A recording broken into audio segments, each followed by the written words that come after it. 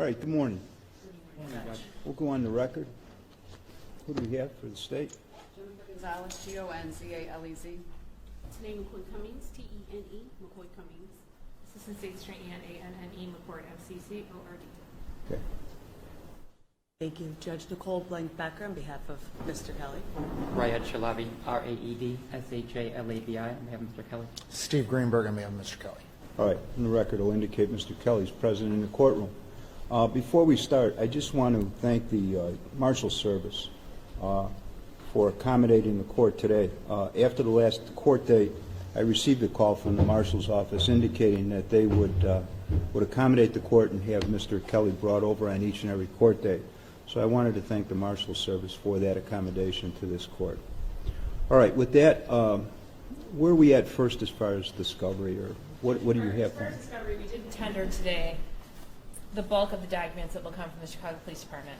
There are some materials that are outstanding from the Chicago Police Department, as well as some 417 materials from the lab.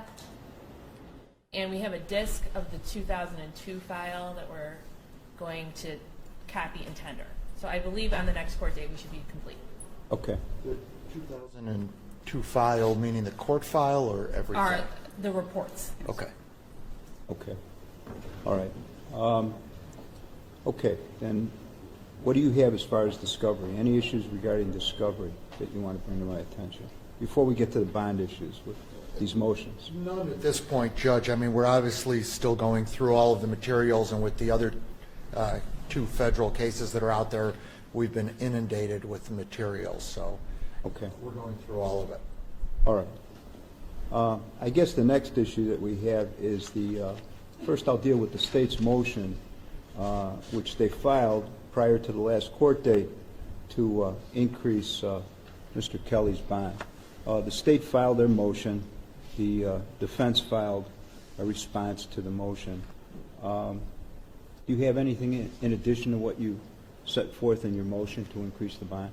Not really an addition, Judge, just the fact that when the original bonds were set on the 4 cases, the court that was setting bond wasn't aware of all the other charges that have now since been filed, both in the Northern District here in Chicago, the Eastern District of New York, and then also up in Minnesota. And so I wanted to make the court aware that the defendant has now been charged with sex charges, multiple additional sex counts in all these jurisdictions, and that should affect what the actual